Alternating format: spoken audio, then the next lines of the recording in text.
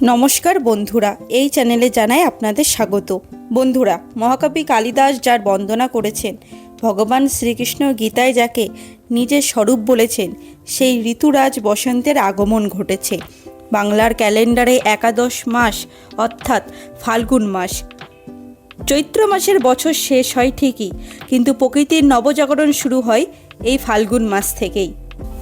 শিমুল, পলাশ, লাল রং এবং কোকিলের ডাক আমাদের মনকে উদাস করে, কিন্তু সাবধান, এই রোমান্টিকতার আড়ালে লুকিয়ে আছে এক গভীর বিপদ। আয়ুর্বেদ শাস্ত্র বলেছে ফাল্গুন মাস হলো যমদঙ্গল অর্থাৎ মৃত্যুর দরজা। কেন জানেন? কারণ এই সময় ঋতু পরিবর্তন হয়, শরীরে জমে থাকা কফ গলতে শুরু করে আর শরীর হয়ে পড়ে ভাইরাসের আস্তানা।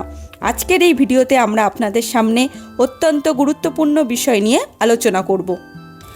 আজ আমি চরক সংহিতার গরুড় পুরাণ এবং আধুনিক মেডিকেল সায়েন্সের পাতা উল্টে আপনাদের জানাবো যে এই মাসে কোন সবজিটি খাওয়া মহাপাপ এবং স্বাস্থ্যের জন্য তা বিষ। দ্বিতীয়ত, এই মাসে কোন কাজ করলে আমাদের আয়ু কমে যায়, এবং তৃতীয়ত, ফাল্গুন মাসে সেই গোপন রহস্য কী যা আপনার ভাগ্য বদলাতে সাহায্য করতে পারে।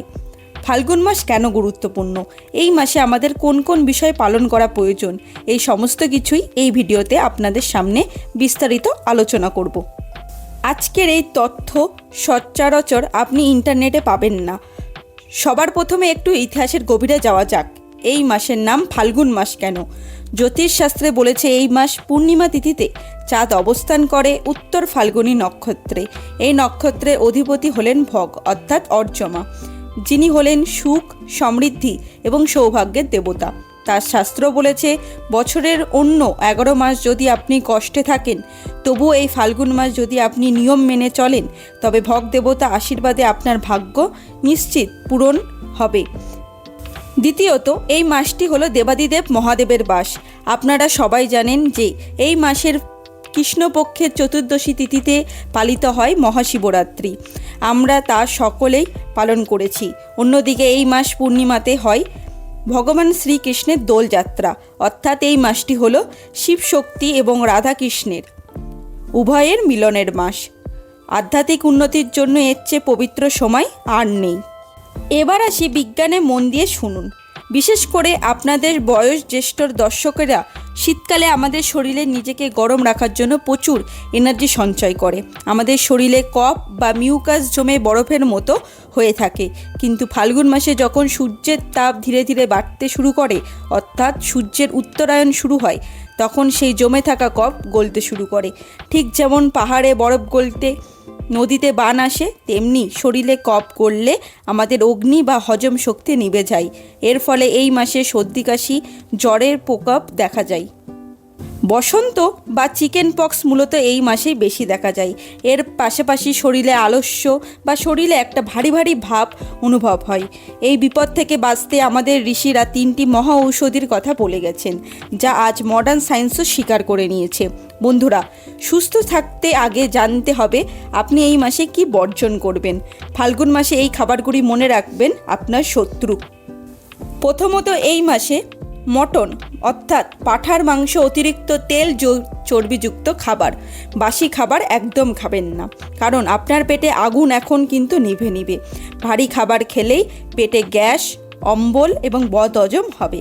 দ্বিতীয়ত, ফাল্গুন মাসের দুপুরে রোদ দেখে আইসক্রিম বা ফ্রিজে ঠান্ডা জল কিন্তু খাবেন না। এমনকি রাতে টক দই খাওয়া এই মাসে নিষিদ্ধ। দই আমাদের শরীরে কফ বাড়ায়, যা এই মুহূর্তে আপনার জন্য বিষ। তৃতীয়ত, একটি বিশেষ তথ্য দিই। প্রাচীন পঞ্জিকা এবং আয়ুর্বেদের মতে ফাল্গুন মাসে পোড়া ছোলা বা অতিরিক্ত ছোলা খাওয়া বারণ, কারণ ছোলা আমাদের শরীরের বায়ু বৃদ্ধি করে আর বসন্তকালের বাতাসের রুক্ষতা থাকে। তাই ছোলা খেলে হাড়ের ব্যথা বা অ্যানথ্রাইটিস বাড়তে পারে। চতুর্থত, যাদের শরীরে কফের ধাত আছে বা সাইনাস আছে, তারা এই মাসে চাল কুমড়ো, মিষ্টি কুমড়ো, পুঁই শাক এড়িয়ে চলুন। এইগুলো শরীরকে ঠান্ডা করে এবং মিউকাস তৈরি করে। তাহলে কি খাবেন? শরীরকে ডিটক্স করবেন কি করে? শাস্ত্র বলছে চৈত্রে গুড়, ফাল্গুনে নিম। কাল সকাল থেকেই আপনাদের ভাতের পাতে যেন 4-5টা কচি নিম পাতা ভাজা থাকে। কেন? কারণ নিম হলো পৃথিবীর সেরা অ্যান্টিবায়োটিক বা অ্যান্টিভাইরাস। রুক্ষতা দূর করার একমাত্র উপায়। বসন্তকালে বাতাসে যে পক্স বা হামের ভাইরাস উড়ে বেড়ায়, নিম পাতা সেটিকে রক্ত থেকে ছাঁকনির মতো ছেঁকে বের করে দেয়। তাই এই সময় কচি নিম পাতা খেতে বলা হয়। দ্বিতীয়ত, প্রকৃতি আমাদের মায়ের মতো।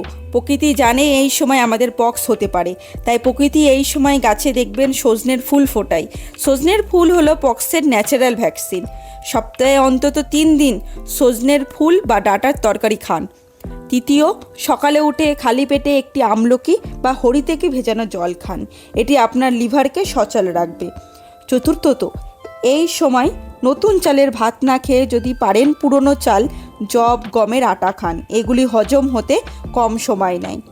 খাবার তো হলো, কিন্তু জীবনযাত্রায় কোন ভুলগুলো এই মাসে একদম করবেন না? চরক সংহিতে স্পষ্টভাবে নির্দেশ করেছে, বসন্ত ঋতুতে অর্থাৎ ফাল্গুন এবং চৈত্র মাসে দিবা শয়ন বা দিনের বেলায় ঘুমানো মহাপাপ। কেন মহাপাপ? কারণ দিনের বেলা, বিশেষ করে দুপুরে খাওয়ার পর ঘুমালে শরীরে কফ দোষ বহুগুণ বেড়ে যায়। এতে আপনার ওজন বাড়বে, সুগার বাড়বে এবং শরীরে অলসতা বাসা বাঁধবে। আপনারা যদি দুপুরে বিশ্রাম নিতে চান, তবে আপনারা খাওয়ার পরে গল্পের বই পড়তে পারেন, কিন্তু বিছানায় শুয়ে ঘুমাবেন না। শরীর তো ঠিক হলো, এবার মন এবং ভাগ্যের পালা। ফাল্গুন মাসে প্রতিদিন কোন কাজটি করলে দেবাদিদেব মহাদেব এবং ভগবান শ্রীকৃষ্ণ তুষ্ট হন? প্রথমত, এই সময় শীতকাল প্রায় শেষ, তাই ফাল্গুন মাসের 1 তারিখ থেকেই গরম জলে স্নান করা বন্ধ করুন। এখন থেকে সাধারণ তাপমাত্রায় জলে স্নান করুন। এটি আপনার স্নায়ু বা নার্ভ সিস্টেমকে অ্যাক্টিভ রাখবে। স্নানের জলে যদি কয়েকটি নিম পাতা বা একটু কাঁচা হলুদ বেটে মিশিয়ে দিতে পারেন, তবে কোনো চর্মরোগ আপনাকে ছুঁতে পারবে না। দ্বিতীয়ত, ফাল্গুন মাস হলো রঙের মাস। প্রত্যেক দিন পুজো করার সময় আপনার যিনি ইষ্ট দেবতা বা দেবী, তার উদ্দেশ্যে সামান্য আবির অবশ্যই ছোঁয়াবেন। বাস্তুশাস্ত্র বলেছে এই মাসে ঠাকুর ঘরে রঙের ব্যবহার করলে আমাদের শুক্র গ্রহ শক্তিশালী হয়, আর শুক্র শক্তিশালী হলে জীবনে প্রেম, ঐশ্বর্য, লাক্সারি আসে। তৃতীয়ত, এই মাসে ভোরের সূর্যের আলোয় প্রচুর পরিমাণে ভিটামিন ডি থাকে, যা আপনার হাড়ের জন্য ভালো। তাই ভোরে উঠুন এবং সূর্য প্রণাম করুন। আর যেহেতু এখন শুক্লপক্ষ চলছে, তাই রাতে কিছুক্ষণ চাঁদের আলোয় থাকুন। এতে মনের চঞ্চলতা এবং ডিপ্রেশন কমে যায়। বন্ধুরা, এই মাসে 3টি তারিখ লাল কালি দিয়ে গোল করে রাখুন। এই 3টি দিন মিস করবেন না। সবার প্রথমে 19শে ফেব্রুয়ারি বৃহস্পতিবার। এই দিনটি হলো ফুলের দোজ, অর্থাৎ প্রেম এবং বিবাহের জন্য একটি অবুঝ মুহূর্ত। এই দিন রাধা কৃষ্ণকে হলুদ ফুল এবং আবির দিয়ে দাম্পত্য কলহ দূর করা যায়। দ্বিতীয়ত, 3রা মার্চ সোমবার। এই দিন দোলযাত্রা এবং শ্রী চৈতন্যদেবের আবির্ভাবের তিথি। এই দিনটি হলো পরম পবিত্র। এই দিন সকালে আবির খেলার সাথে বড়দের পায়ে আবির দিয়ে প্রণাম করবেন, আর বিকেলে অবশ্যই হরিনাম সংকীর্তন শুনবেন বা করবেন। এবং তৃতীয়, আমলকি একাদশী। ফাল্গুন মাসে শুক্লপক্ষের একাদশীকে বলা হয় আমলকি একাদশী। বিজ্ঞান এবং ধর্ম এখানে এক হয়ে গেছে। বিষ্ণু পুরাণ উল্লেখ রয়েছে, এই দিন যে ব্যক্তি আমলকি গাছের গোড়ায় জল দেয় বা আমলকি দান করেন, তার বৈকুণ্ঠ লাভ হয়। আসলে ঋতু পরিবর্তনের সময়ে আমলকির গুরুত্ব বোঝাতে এই ব্রত পালন করা হয়। বন্ধুরা, পরিশেষে একটা কথাই বলবো, আমাদের সনাতন ধর্ম কোনো অন্ধ কুসংস্কার নয়। আমাদের ঋষিরা জানতেন যে ফাল্গুন মাসে শরীরে রোগবালাই বাড়ে, তাই তারা শিবরাত্রি উপবাস নিয়ে শরীরকে ডিটক্স করার জন্য ব্যবহার করেছেন। তারা জানতেন পক্স হতে পারে, তাই শীতলা পুজোর নিয়ম করেছেন, নিম পাতা খেতে বলেছেন। কাল থেকে পাতে নিম পাতা ও সজনে ফুল রাখবেন। দুপুরে ঘুমানো বন্ধ করবেন এবং প্রত্যেক দিন ইষ্ট দেবতাকে আবির দিয়ে মনকে রাঙিয়ে তুলবেন।